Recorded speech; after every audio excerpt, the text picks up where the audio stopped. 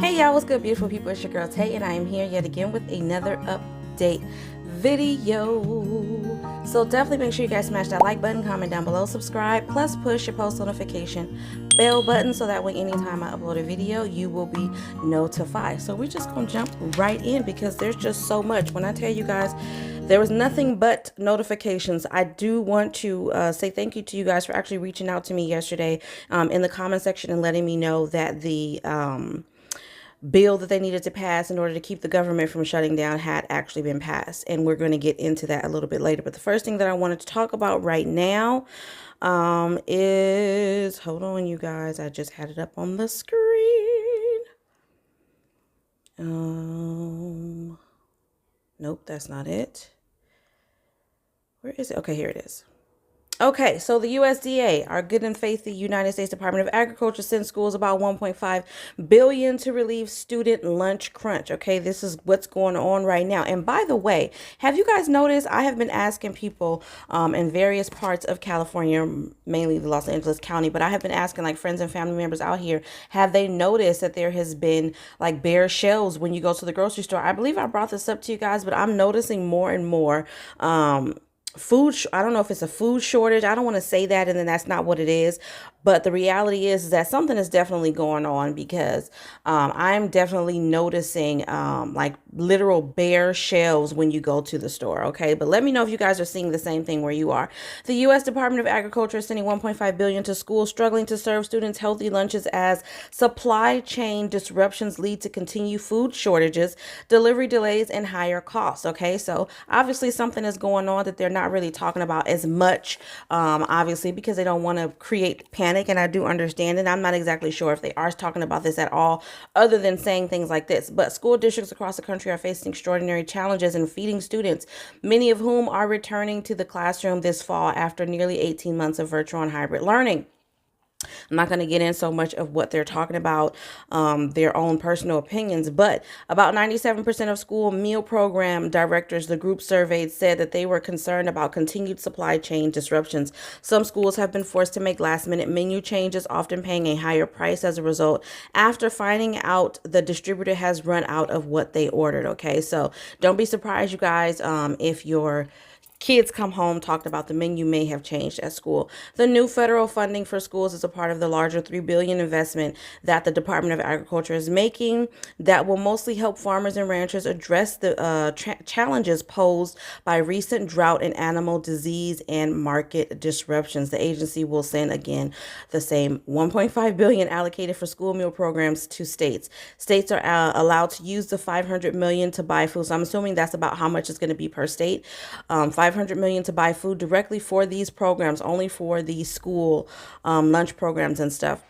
The remaining 1 billion will be distributed to schools. Oh, wait, no, actually not 5 million, 500 million. However much the schools are going to be allocated each. They can only buy food for these programs. The remaining amount will be distributed to schools themselves to choose what food to buy. The infusion should help ease some of the strain schools are facing in providing meals. Okay, this is coming from Lisa Davis, the senior vice president of Share Our Kids No Kid Hungry campaign. Okay, so senior vice president of Share Our Strengths No Kid Hungry campaign. That's the name of the program.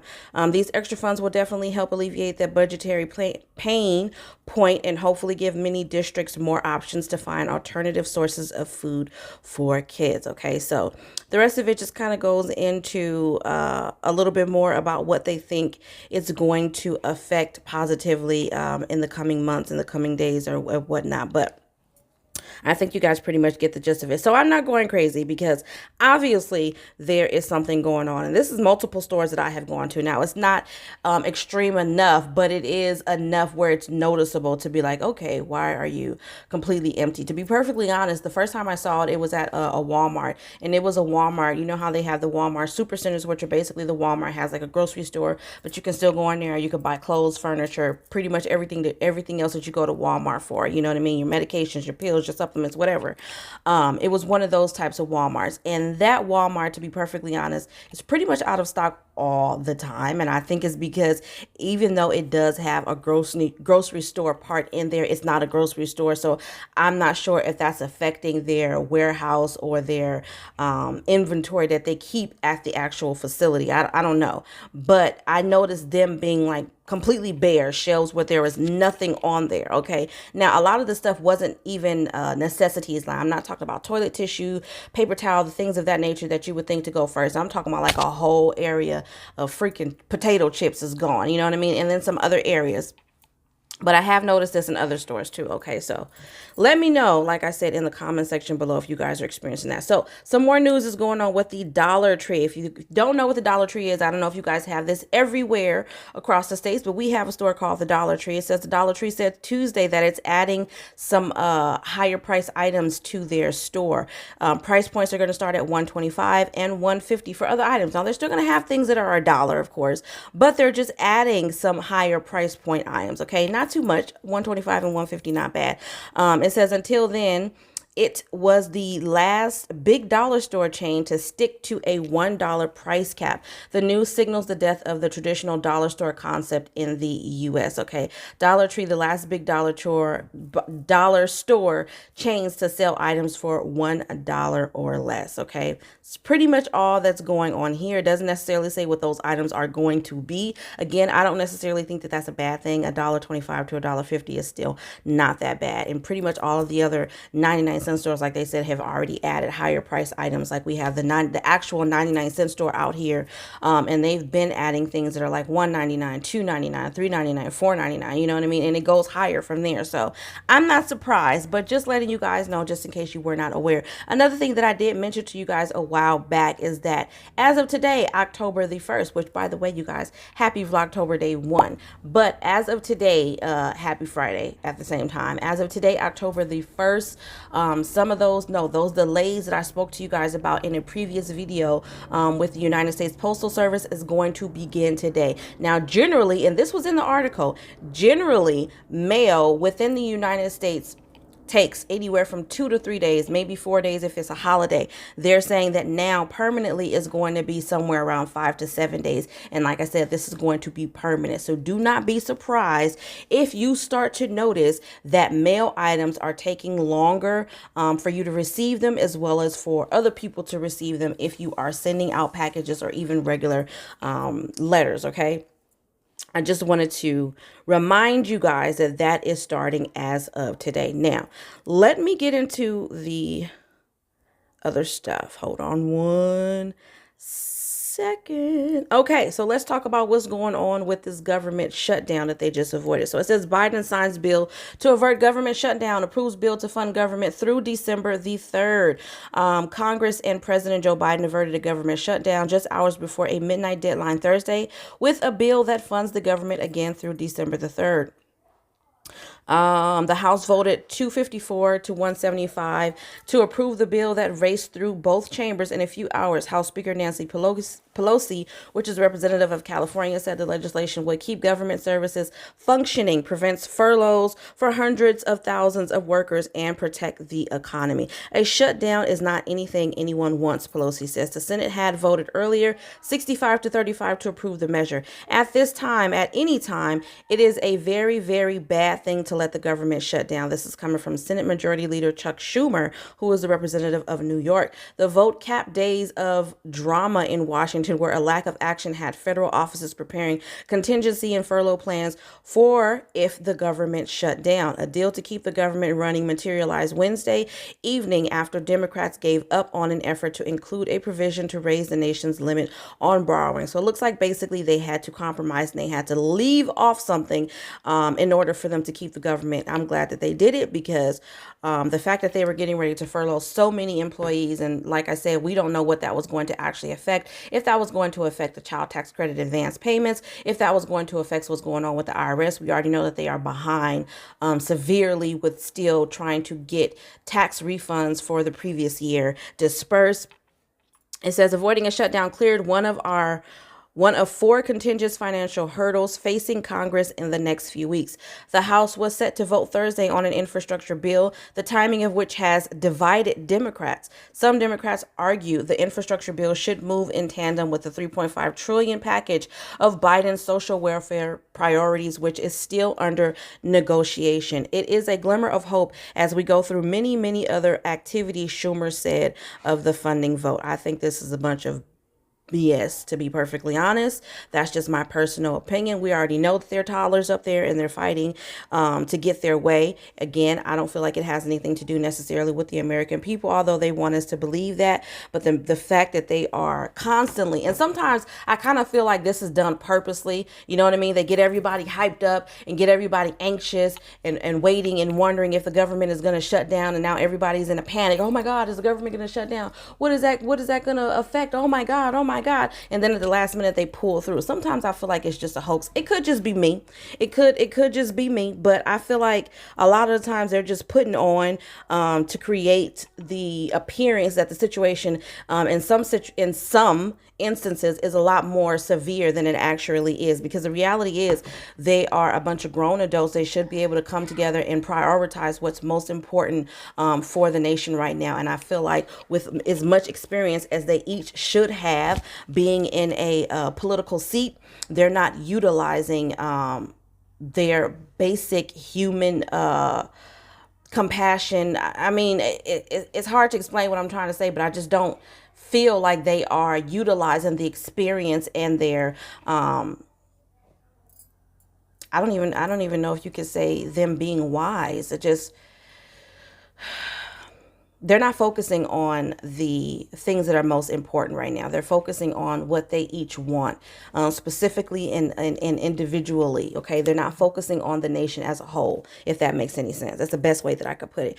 Now, Manchin, who has been a thorn in everybody's side. Okay, Manchin says the reconciliation bill must include the controversial Hyde Amendment, and I'm going to tell you what that is. So, Senator Joe Manchin of West Virginia said late Wednesday that an expansion of the Medicaid that Democrats are seeking to pass as a part of their massive reconciliation bill must include the Hyde Amendment to get his support. Yeah, we're not taking the Hyde Amendment off. This is what he said.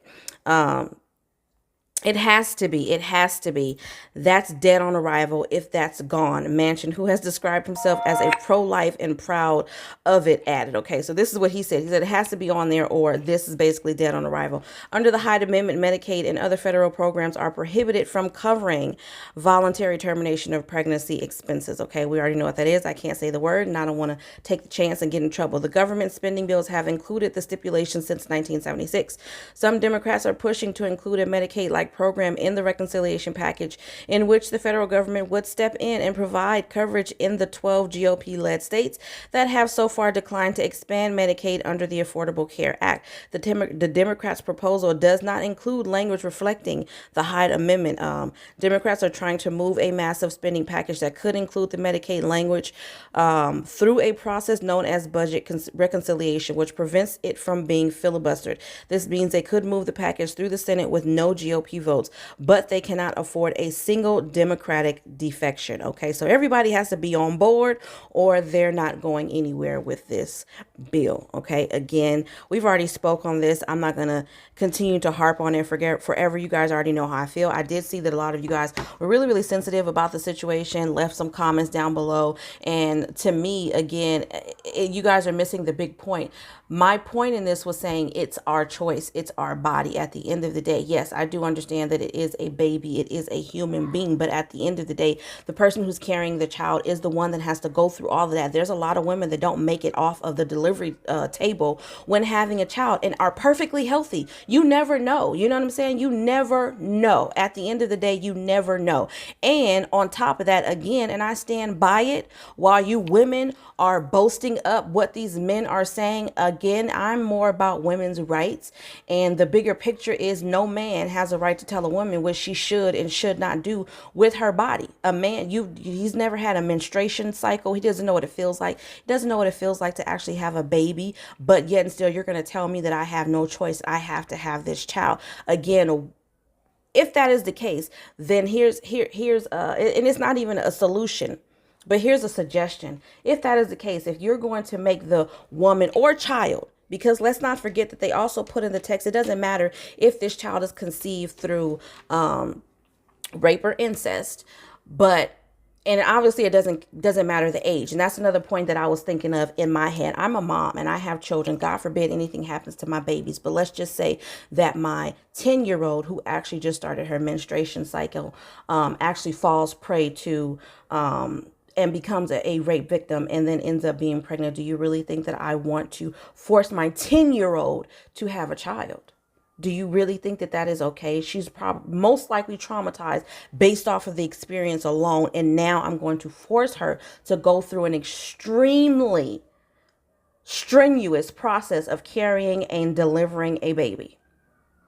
But you women are only, oh, but what about the baby? It's sometimes sacrifices have to be made. And again, I am not a person personally who goes and seeks out that option. I'm not a person that seeks out voluntary termination of pregnancy. And we're not talking about women who do, you know what I'm saying, who are out there not thinking about the consequences of their actions. We're not talking about them type of women. We're talking about women and children who actually fall victim to men and end up getting pregnant and conceiving a child. And now they have to prepare emotionally to give birth to that child. And if they decide to keep that child, try to prevent themselves from being resentful towards that child. And then if they decide to give that child up for adoption, try to prevent themselves from feeling guilty about giving up that child. There's a lot of things that are involved in that situation. And again, I don't see how that is a man's business to say what we women can and cannot do. So for all of you who are down there in the comments, yes, I'm talking about you. I do understand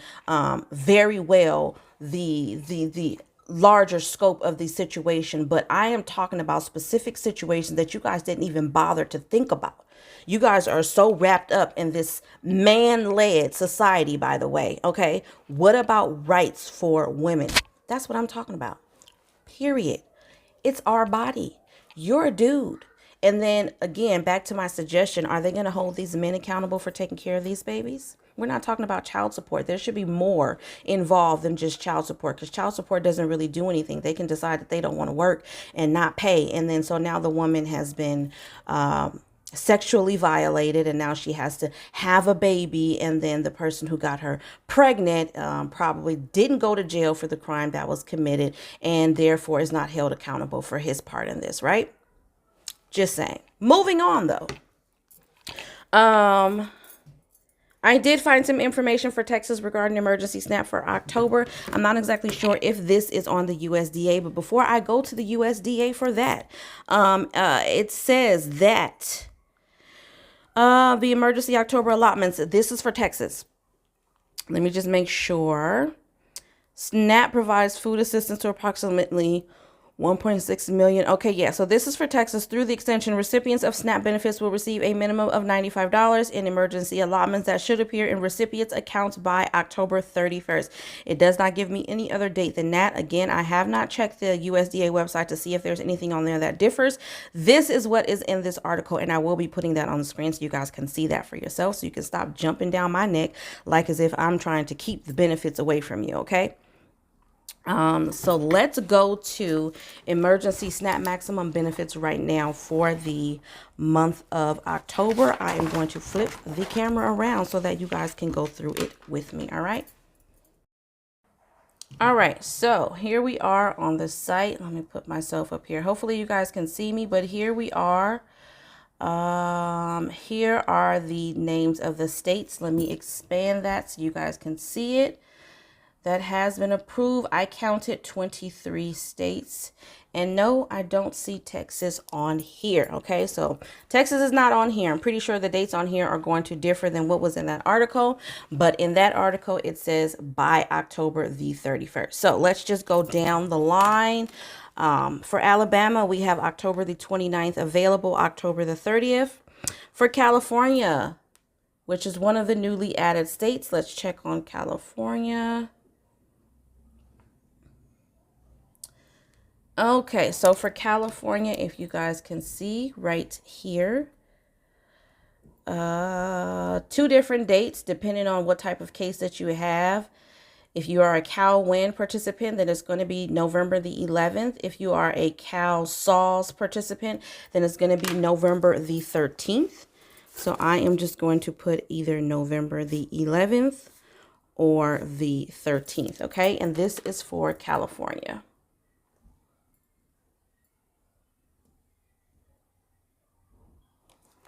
All right, Colorado, which is a new state that I don't have written down.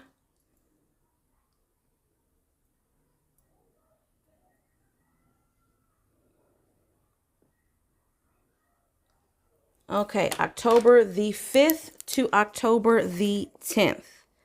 Hopefully you guys can see that. October the 10th, 5th through the 10th.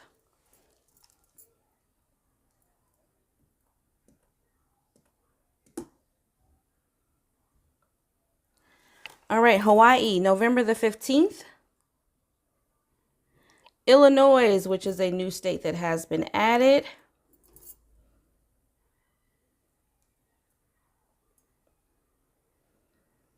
All right, so it looks like all of this right here, as you guys can see, this makes it very, very complicated for this state.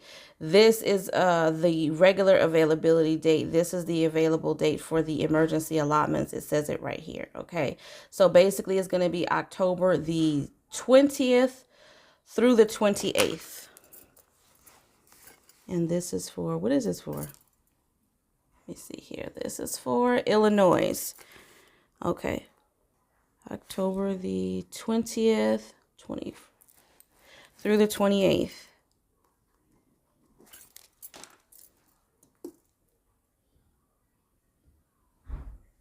Okay, and we have Indiana.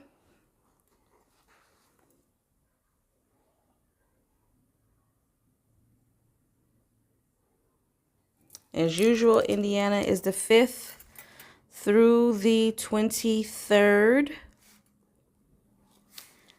staggered.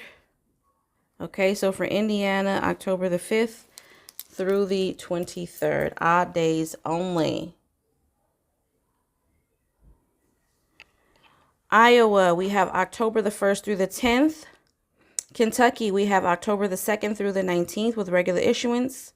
Maine, we have October the 7th. Michigan, we have October the 23rd through November the 1st, and then a catch-up the end of the first week of November. Mississippi, we have October the 2nd, so tomorrow. New Hampshire, we have October the 5th and the 19th, and then we have November 5th and the 23rd. New Jersey, we have October the 1st through the 5th. North Carolina, we have October the 22nd through the 31st. Ohio, which is new. I don't have that one written down.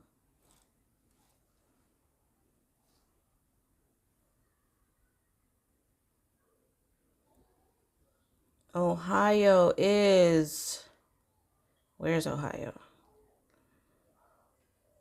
The 28th. You guys can see it right here. And this part, expected to be issued on the 28th of October.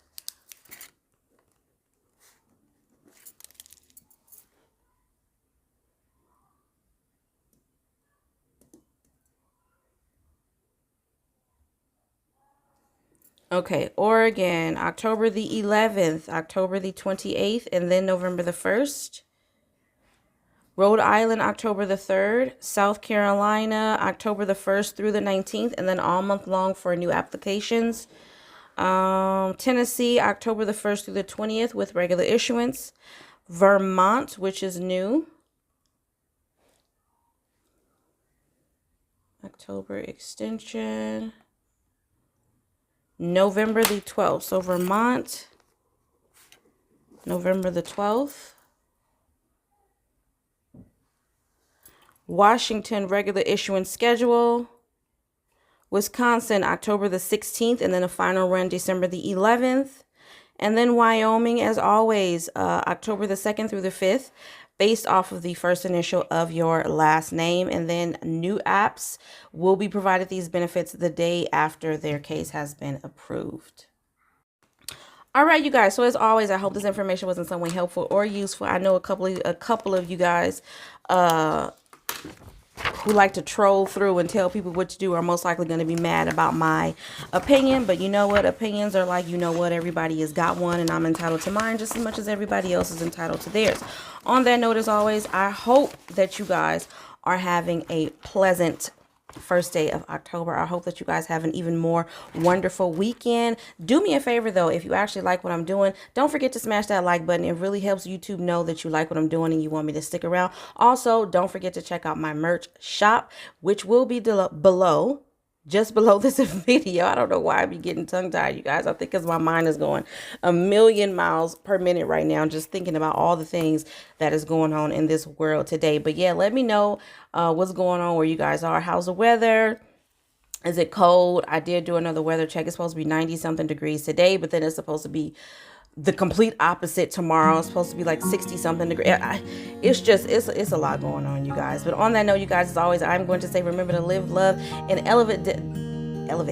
Definitely look forward to my videos that will be coming out, my beauty content this weekend, as I'm going to try to participate in Vlogtober. And on that note, you guys, I'm going to say peace, beautiful people. I will see you in the next video.